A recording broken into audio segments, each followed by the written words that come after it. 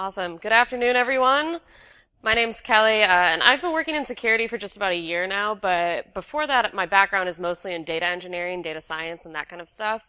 And so I have a lot of experience working with tools like Apache Spark. Does anybody here familiar with Spark at all? All right, we got a couple of hands. Well, you're in the right place because this talk is going to provide an introduction to what that tool is. And we're also going to spend a lot of time looking at password data, which is going to be pretty fun.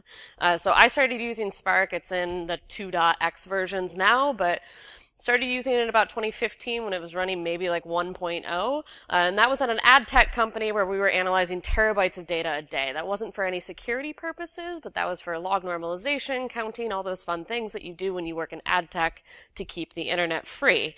I work at Twilio now, and since moving there, I work more with security and identity and authentication, and so this talk is going to combine all of those things using the data engineering experience to look at some password data, because passwords are terrifying and fun to look at. So there is going to be some code in this presentation, but if you're not a programmer, that's cool, because one of the great things about Apache Spark is that it provides a lot of interfaces for working with data that you don't need to know Python or Scala or any of these crazy languages for. So we're going to be looking at a lot of this doing just raw SQL. So my name is Kelly Robinson. I live out in San Francisco, but I'm actually from Michigan, so my parents, thank you for giving me an excuse to visit home. I'm super stoked to be here. This is the closest that I'll ever get to like a hometown security conference, so thank you for having me at my first GrrCon. I work at Twilio, like I mentioned.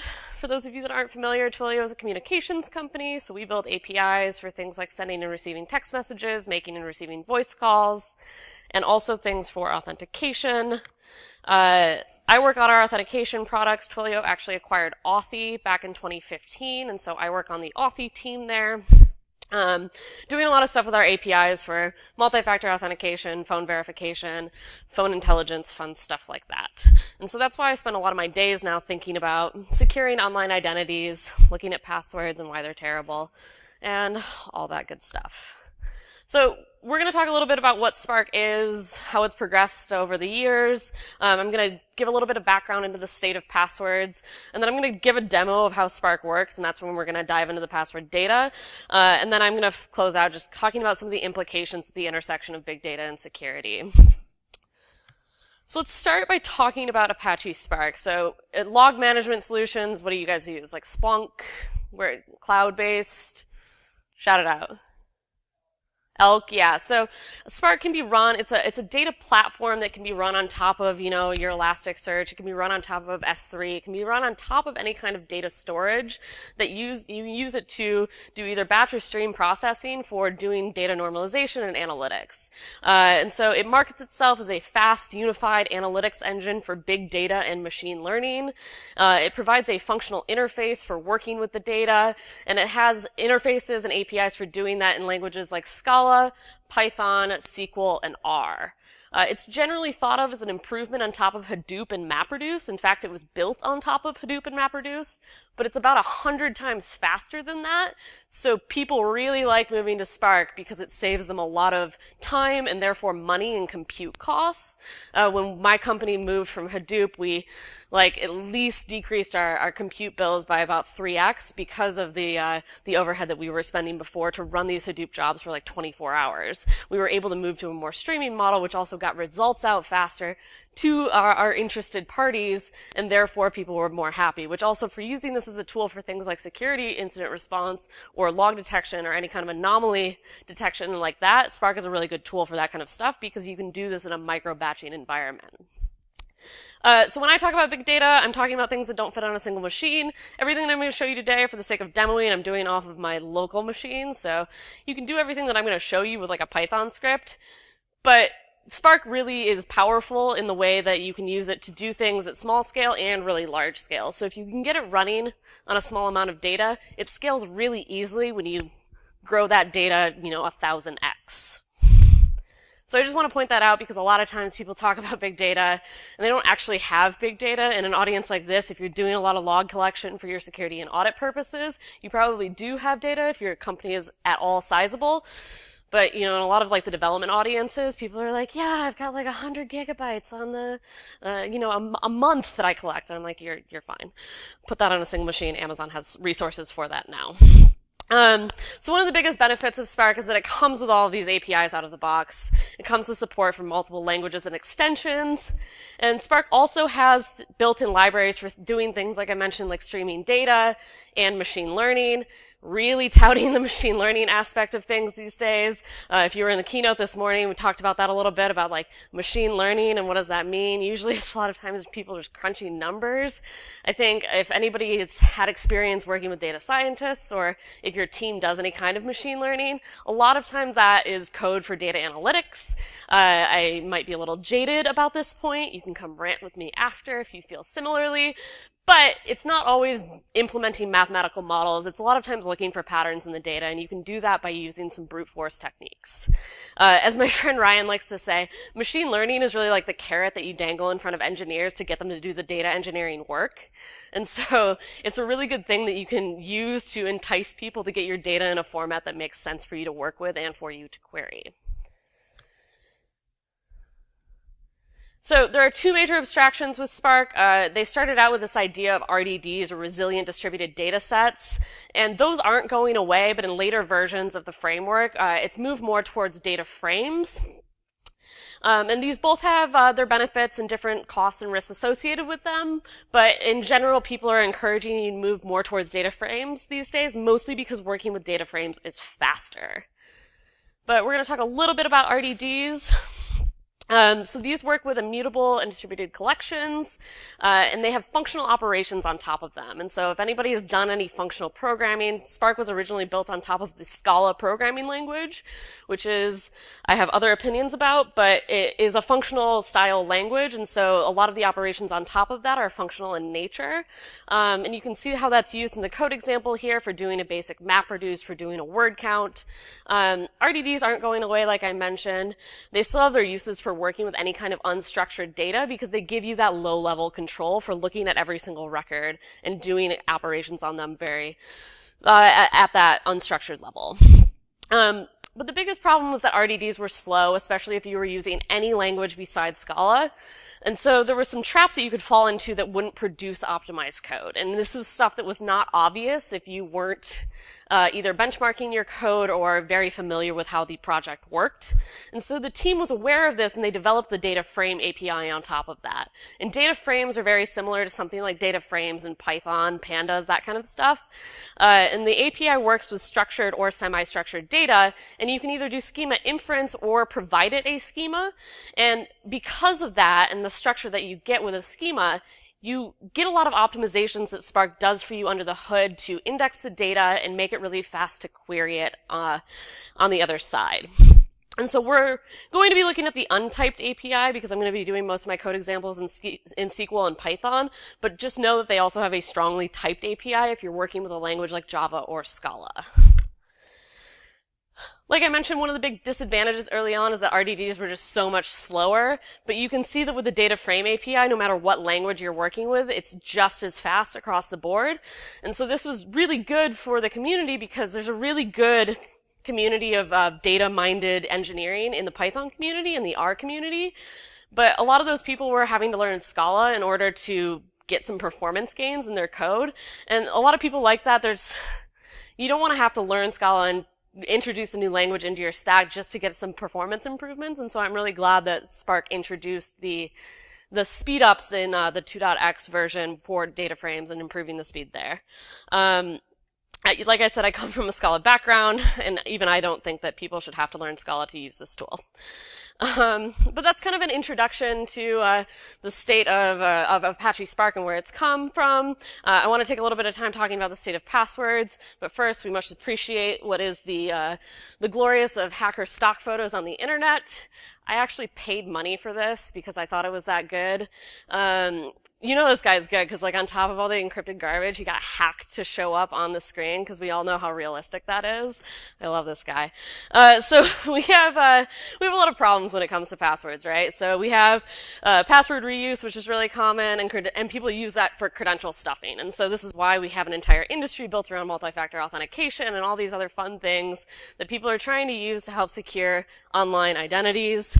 And so you might hope that nobody does this and nobody sets their password to 1, 2, 3, 4, 5, 6. But of course people do. So this password, 123456, has been seen over 22 million times. This, according to the website Have I Been Owned from TryHunt. How many people are familiar with this website? For those of you that aren't, this is a website that you can go to, enter your email address, see what data breaches your email address has been seen in. This is all data that's available on the internet, but what TryHunt did, he's a security researcher based out of Australia. He rides a jet ski to work. Weird dude, but cool dude.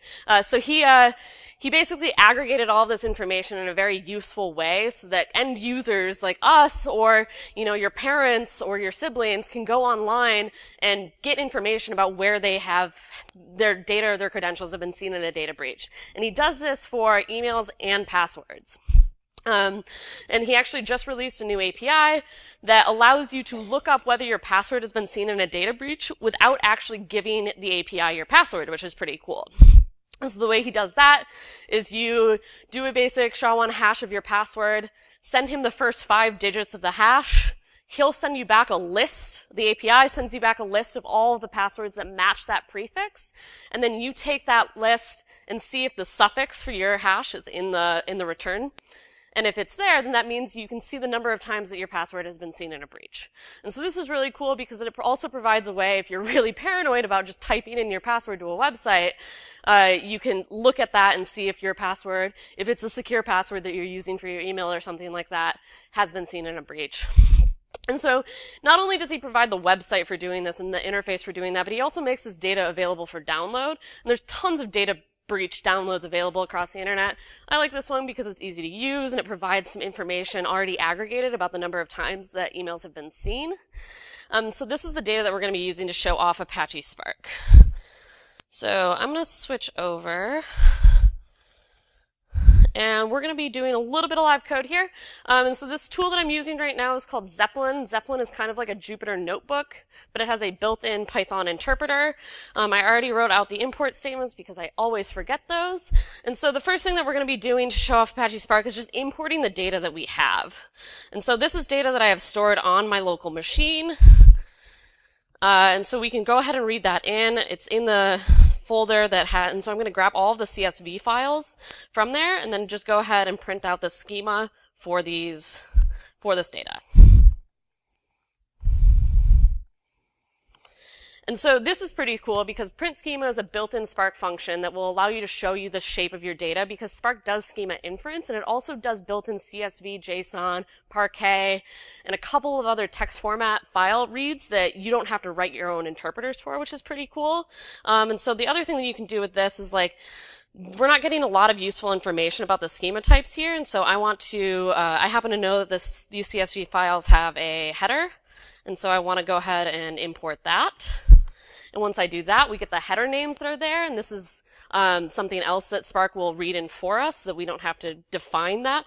But the one thing that I also want to add to this is that this is interpreting all those file fields as strings, and I happen to know that count's an integer, and so I'm going to ahead and tell it to infer the types of the data fields so that we can use that for sorting. And now you see that the count has an integer type there, and so we can use this to sort our data on. And then one of the things that's cool about Spark is that it also has a SQL-like DSL that we can use on this, and so I'm not going to do anything with that hash column, and so I'm just going to go ahead and select the columns that I care about, which is the password column and the count column. And then once we have that, we can go ahead and do an order by like you would in SQL, and we'll go ahead and order by that count column because we did declare it as an integer. And then we're going to go ahead and do a descending. The Python API makes you say ascending is false. And then you can go ahead and show this data. And so this is going to show us the top passwords that are seen in TryHunt's data breach files. And so this is exactly what you would expect. And so you have 1, 2, 3, 4, 5, 6, QWERTY, I love you, that's nice. It gets more interesting as you go down, monkey, dragon, but that's Game of Thrones influence there. So you can start to see the types of passwords that people come up with. Of course, these are all terrible. If any of these are your passwords for sites that you care about, please go change them. I won't be offended if you walk out of this talk. So this is some information about the passwords that you have. Very basic query that you can do with Spark. We're running at about 680,000 records here. I truncated the data size so that it would run for the sake of demos. But again, if you had terabytes of data, you could run the same exact operations on this using the same code. Spark evaluates all of that lazily, and so it doesn't actually do any of the computation until you do something that forces it to display the data like a show. And even then, if you're not doing any kind of sorting operation on the data, it'll just sample the data so that you don't have to do all of the operations and the transformations on all of the data.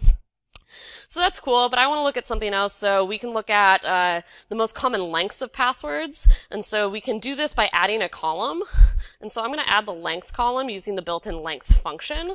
And so this is going to be doing a transformation on this. And then once we have that information, well, let's just see what that looks like. And so you can see that the length column is computed there and adds up as a new column. But one of the things that I want to do with this is basically create a view for it so that we can run raw SQL queries on this. And so this is what this view is going to do. We'll give it a name. And so once we have that, you see that I've been running this with PySpark interpreters. If I change that to SQL interpreters, now I can write raw SQL to get data information back about this that you might otherwise need to write some custom code for, which is really useful for a tool like this if you have people that might not know code, but they know SQL, which is a programming language, but some people don't know Python and they might know SQL. And so we'll do that, select from our passwords table, and then order by and group by our length. And one of the things that I really like about this tool, Zeppelin, is that it comes with some of these built-in data visualizations. And so I don't know who uses pie charts for this kind of stuff, but you can see all of this stuff is like stuff that I didn't have to do out of the box. And so I think it's really cool that you can build these charts and stuff like this so that you can hand this off and have a report that you hand off to an executive or somebody that you might want to show some visualizations to, that you get this all for free out of the box, which is really cool. So one of the other things that's cool about this is you can do all of the where statements. So if you do like where password, if you do like grr, so you can do all the filters there. But then you can also do dynamic filters using this. And so if you do this, then you'll get this password field that you can do, and then you can say like, if you want to change that to Python, you want to change that to Kelley. There's a lot of people that use my name and passwords, how flattering. But if you then you can get rid of that. And so this becomes a dynamic form that you can use to hand off to people and show them some interesting stuff. So most common lengths with passwords, nothing too surprising here, 6 and 8 characters. Those are common password minimum length requirements. And so obviously that's what a lot of users end up setting as their minimum passwords because they don't want to have to remember more characters than they need to. So that's pretty interesting. But that was using a built-in function to add that column. If you want to create your own function, you can too. And so we'll write a suffix function to try to get some information about like numeric suffixes. And so we can do that using a little bit of regex, test my regex on the fly here. So we want to see anything that's not a or like a letter in our suffix, and then we can go ahead and filter by anything that's not a letter, match the string there, and then if there's a match, we'll go ahead and return just the suffix part of that. And so we can return the string, and then we'll just do a little bit of string slicing here. And so that's going to get the index that we first saw the match at, and then take everything after that. If we don't have that, then we'll just return an empty string saying that there was no suffix. If we want to, that's not the right comment. So then if we want to add this column, we can go ahead and do that. I don't think this is going to work out of the box, but I'll show you what will work and the error message that you'll get here when this fails. And so we also want to feed it the password column. And so this is going to throw us an error saying it expected a string or buffer because suffix is not taking in the actual column type. And the way that we do that is we actually turn this into a user-defined function. And so PySpark has or PySQL has a built-in way to do that. And so we can say, you know, our suffix UDF, and then we'll just wrap that function in that UDF function. And then if we change this, then we can go ahead and show that data. And so now we have that suffix available for us that gives us some information there that then we can use that to query. And so you're starting to transform the data that you have in some really creative ways. And if you know just a little bit of Python, you can do that really dynamically. One thing that I want to do is I want to get rid of like all numeric things. And so I'm just going to change this match here to see if the start position is after 0. So if I do that, then it gets rid of these all numeric ones, and it just leaves me with the numeric suffixes. This isn't a perfect function, but it'll give us what we need for now. So I'll go ahead and create or replace that table, and then we can write some more code here to look at some of the most common suffixes, which I think is pretty cool. So we can go ahead and group by those. In the same way that we did for getting the most common lengths. And then we'll order by the most common counts so that we can get an idea of what the most common suffixes are. So you can see it's probably nothing too surprising there. People add numbers to their passwords. They add numbers that are very obvious. Let's go ahead and filter out anything that's not empty there. So that'll get rid of the empty one there. So you can see that there's like, 100 million people that just add the number 1 to the end of their passwords.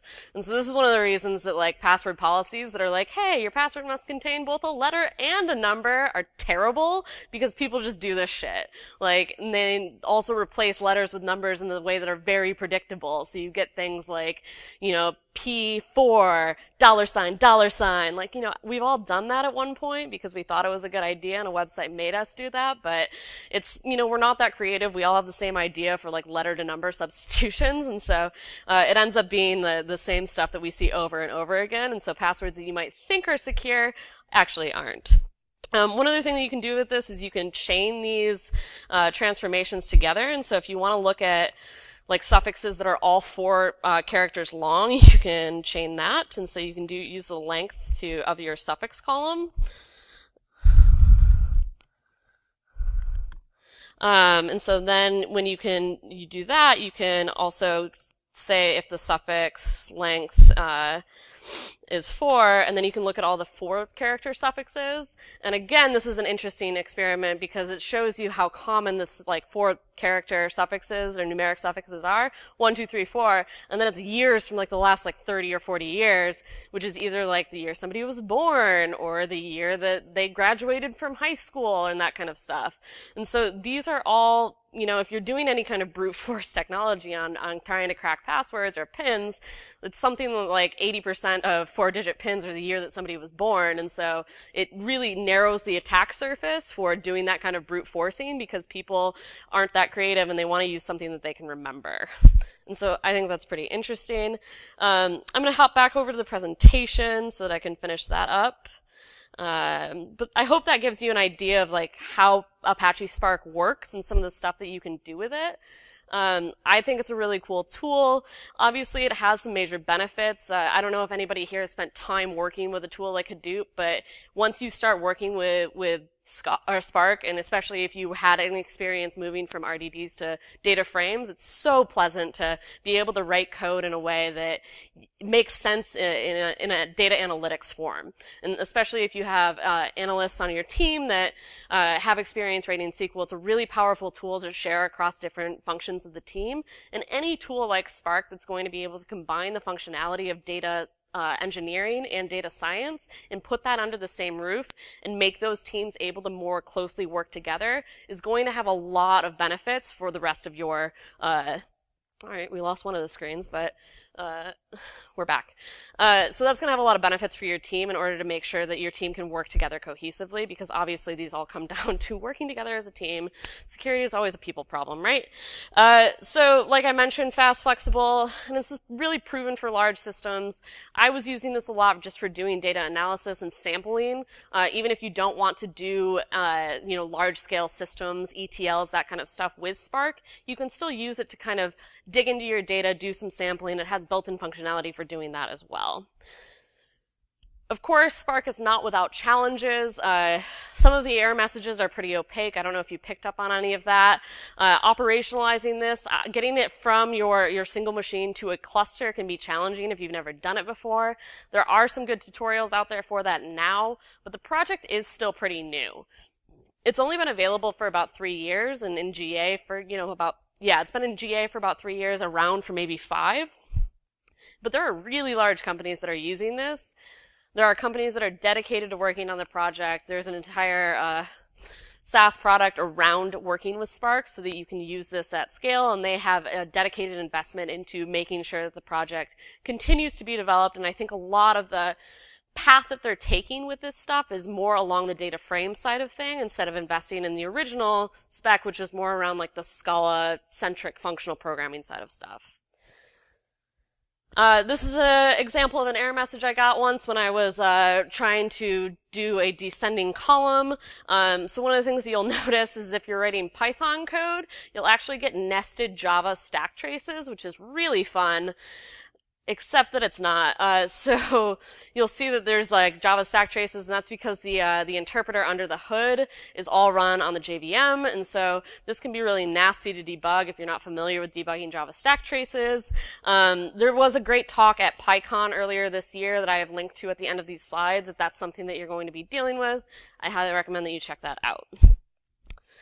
All right, finally, I wanted to take some time to talk about the things that we can learn from working with big data and security. I think that's something that a lot of people in this room probably spend a lot of time doing. This graphic sums up a lot of what we saw with the password data. If you try to guide your users towards a secure password using only character requirements, you're probably not going to end up with very secure passwords. Unfortunately, NIST, the National Institute of Standards and Technology, I think I got that acronym right, it didn't update its password policies until like 2016, and it finally just got rid of that saying that you have to have a special character in your password to make it more secure. Because in the last, 15 years, we found out that that doesn't actually help make passwords more secure. But unfortunately, most websites existed before 2016 and wrote their authentication systems before 2016, and therefore, most authentication systems still make these requirements. And so that's one thing that you can do to make your login processes a little bit more secure, is get rid of those requirements. It certainly doesn't help. And there's other things that you can do to help guide your users to make them more secure, and I'll talk a little bit more about that. So we see shit like this all the time. This was from like 2 weeks ago, if anybody else saw this article. This is really, really common, and one of the things that I think is interesting for us right now, especially on the authentication side of things, is that on the bright side, security is on everyone's mind right now. So we have all these data breaches that are happening, especially with things like Equifax and like things like GDPR, like data privacy and trust and security. Like, people are thinking about this now, which makes our jobs a little bit easier to, sell our products or convince management that we need to invest in this kind of stuff. Because I think it's a little bit easier to say like, hey, you might not think that we're going to be breached, but like, look at all these other people that are having this problem, and we could be next. But especially, we can't separate security from development now. And I spend a lot of my time talking to developers and trying to encourage them to think about, secure practices in their development. And really, like, all developers are security engineers now. We just have to get them in that mindset. And that's going to take some time for us to do. But I think that as security professionals, we have the power to do that. And it turns out that developers are generally pretty jazzed thinking about security things. So it's a good practice to have, and to enable them and equip them with that knowledge makes them more excited to keep their code secure. Because nobody's security is perfect. So if you have any influence over security at your company, especially is anybody here like not technically on a security team? You're just like interested in security?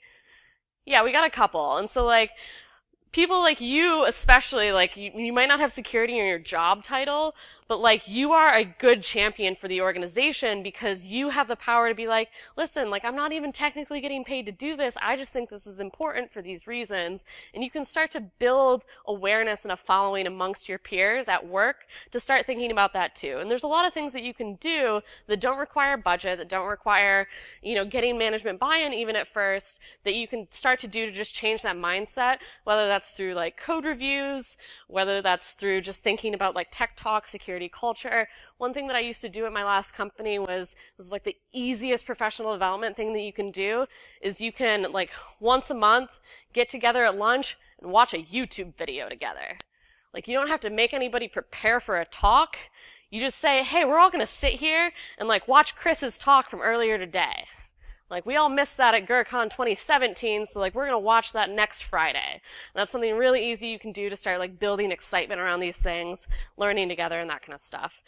So this tweet, if you haven't seen it, was from when it was revealed that T-Mobile Austria, this was before T-Mobile parent company revealed that they had been breached. But they were storing plain text passwords, and unfortunately the security or the customer service agent like really doubled down on the impossibility of that being a problem. So, don't be like T-Mobile Austria. Could happen to anyone. And as long as we start to think about the best practices that we have, I think, we'll be on our way to making things more secure. It's also up to us to find ways to improve user experience while we keep things secure. So it's completely forgivable, in my opinion, that users have bad passwords. If you were just in Jason's talk, I think he was talking about putting a lot of the onus on users, but I think he was usually talking about employees when he was talking about users.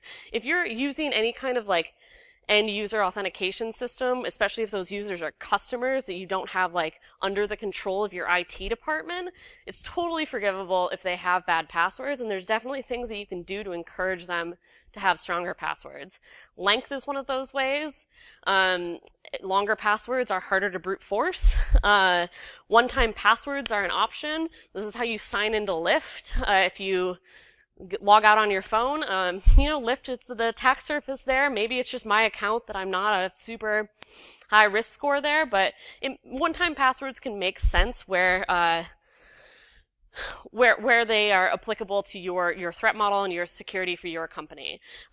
Passwords aren't great. I think a lot of people are coming around to that idea, but they're also not going to go away anytime soon. We're starting to get into this idea of like using multi-factor authentication as a passwordless authentication, using biometrics, but you don't want to just trust any company to start using your fingerprint as your ID, because then if that gets breached, then you're going to have a bad time all over.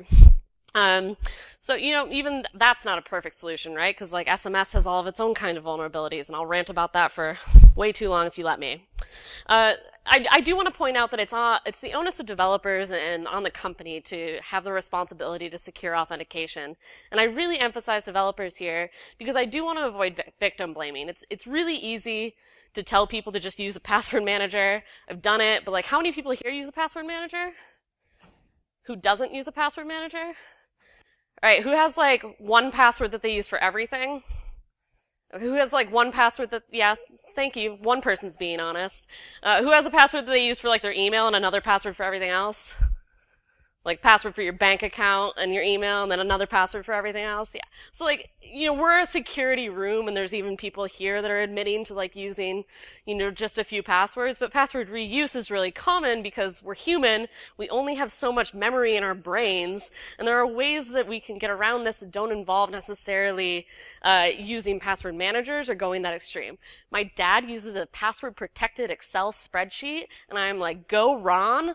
That is so cool, because honestly, he's like covering his bases. He can give my mom the password if she needs to get into any of that stuff. And it's not quite as heavyweight as using a password manager, but that's a system that works for him. And that's going to be more secure than the alternative of using the same password for everything. You can get into crazy ideas for this kind of stuff too. As long as your email password is secure, you can type in gibberish for every other password that you have and reset it every time you log into those websites. That's an option. Like, it depends on how secure you want to be, how easy you want it to be to get into those websites every time that you need to log in. There are options available for this as the end user. But as developers, we have a responsibility to make it easier for users to have secure passwords and to prevent them from using passwords that might harm them. And so adding reasonable password requirements to your site is one way to do that. Follow the updated NIST standards for that. But also you can use this own passwords data to start to prevent users from using common passwords. And so GitHub just started doing this, and several other websites have as well, where they downloaded the same data dump that I was showing you earlier. And then every time the user sets their password, you do this client side before you store it, before you hash it and salt it. And so you do this client side and you look it up against the common passwords and you say, hey, you know, you're trying to set your password to 1, 2, 3, 4, 5, 6. We're not going to let you do that, and here's why. GitHub is a developer-focused interface. It's aimed at people that can click the read more about this, and will probably get that. This isn't going to work for every website. Grandma'sFlowers.com probably doesn't want to implement this, but you get the idea. You understand your audience, and if this is something that might make sense for you, this is going to be, it's a good way to show that like you're on top of security things, and it's a good way to show that you're hip. I just used the word hip, which means I'm not hip. But it's a good way to like add some password security without making the user do anything, because we want to make it easy for the user to not fail. And finally, just aim for a seamless user experience. I think, you know, we're always thinking about security on these axes of like how secure and how usable we want it to be. But there are ways that you can do this this is like push authentication, which we all know and love now, for adding MFA to your user experience. And 2FA and MFA help make this problem of credential stuffing like a little less bad, because then even if your credentials get hacked, you still have an area of defense. So if you do want to rant about any of this, I highly recommend this Twitter account. It's basically just retweets bad password policies. Here's one from earlier this week from Delta. So you can't use like the less than symbol. So think about that if you want to go hack Delta. I did not just suggest that you do that. So check this out if you want to rant about things. If you want to read more about this, there are APIs or there's language SDKs in about every language that you want. To wrap the own passwords API. So there's a post about that. The middle one is a blog post that I wrote about just a tutorial for how to do what I showed you today. And finally, TryHunt on the right has a post about where other companies like GitHub are using this in the real world, if you want to get some more inspiration. The slides are already posted on my Twitter. It's my Twitter up there if you want to go check that out. Hopefully this talk has given you some more insight into both the state of passwords and some of the tools that you can use to look into that kind of data. I think this is my like spirit stock photo, so this is what I like to close with. I think Apache Spark is a great tool to do a lot of very powerful analysis, and now you have an idea of where to get started and what you can do with it. Come find me after this if you have any questions or just want to rant about password policies. Once again, my name is Kelley Robinson, and thank you for listening.